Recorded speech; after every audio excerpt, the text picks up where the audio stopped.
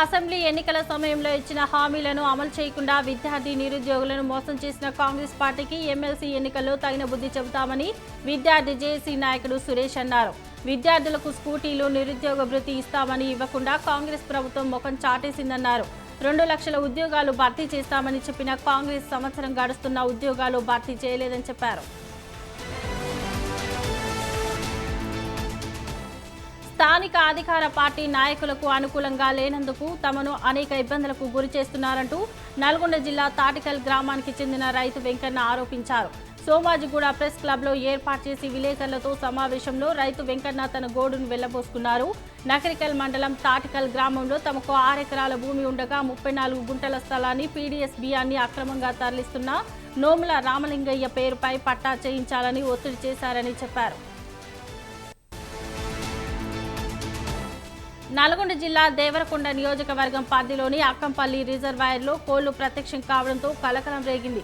దేవరకొండ నియోజకవర్గంతో పాటు హైదరాబాద్ జంట నగరాలకు అక్కంపల్లి రిజర్వాయర్ నుంచి తాగునీటిని సరఫరా చేస్తున్నారు.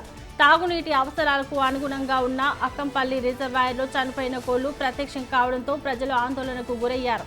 చేపల వేటకు వెళ్లిన మత్స్యకారులు రిజర్వాయర్లో కోళ్లను గుర్తించి పోలీసులకు సమాచారం అందించారు.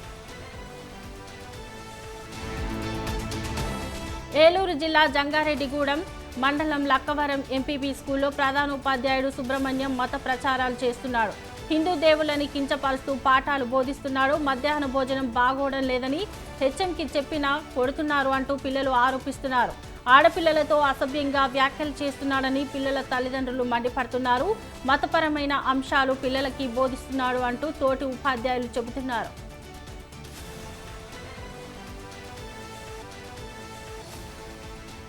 కాకినాడ జిల్లా తాళ్లరేవు మండలంలో ఇసుక అక్రమ రవాణా జోరుగా సాగుతోంది. కోరింగ పంచాయతీ పరిధిలోని సీతారామపురం, తాళ్లరేవు పంచాయతీలోని కేశవపురం రేవు వద్ద నుంచి ఏ అనుమతులు లేకుండా ఇసుక అక్రమ రవాణా సాగుతోంది. దీని వెనుక మండల టీడీపీ నేతలతో పాటు నియోజకవర్గ బడా టీడీపీ నేత హస్తం ఉన్నట్టు ఆరోపణలు వస్తున్నాయి. గోదావరిపాయలో ఎక్కడ పడితే అక్కడ తవ్వకాలు జరిపి అక్రమ రవాణా సాగిస్తున్న అధికారులు పట్టించుకోవడం లేదని స్థానికులు ఆగ్రహం వ్యక్తం చేస్తున్నారు. తమ స్థలాల్లో అక్రమ నిర్మాణాలు జరగకుండా చర్యలు తీసుకోవాలని ప్రభుత్వానికి ఐలాపూర్ రాజగోపాల్ నగర్ అసోసియేషన్ విజ్ఞప్తి చేసింది. సంగారెడ్డి జిల్లా అమీన్పూర్ మండలం ఐలాపూర్ గ్రామంలో సర్వే నెంబర్లు 119 నుంచి 220 వరకు ఉన్న 408 ఎకరాల్లో ఏర్పాటు చేసిన లేఅవుట్ను తాము స్థలాలను కొనుగోలు చేశామని తెలిపారు. స్థానిక ప్రజాప్రతినిధులు అవినీతి అధికారుల అండదండలతో తప్పుడు పత్రాలు సృష్టించి తమ భూమిని కబ్జా చేశారని తెలిపారు. దీంతో బాధితులమైన తాము న్యాయస్థానాన్ని ఆశ్రయించామని, న్యాయస్థానం స్టేటస్ కో విధించిందని తెలిపారు. వికారాబాద్లో గంజాయి కలకలం రేపింది. భువనేశ్వర్ నుంచి ముంబైకి వెళ్తున్న కోనార్క్ ఎక్స్ప్రెస్ రైల్లో 25 కేజీల ఎండు గంజాయిని ఎక్సైజ్ శాఖ పోలీసులు పట్టుకున్నారు. ఈ కేసులో ఒకరిని అరెస్టు చేసినట్లు జిల్లా ఎక్సైజ్ శాఖ సూపరింటెండెంట్ విజయ్ భాస్కర్ తెలిపారు. వైజాగ్ నుంచి ముంబైకి తరలిస్తున్న ఎండు గంజాయి పట్టుబడింది. పల్నాడు జిల్లా సత్తెనపల్లి హోండా షోరూం ఎరువుల దుకాణాల్లో చోరీ చోటు చేసుకుంది.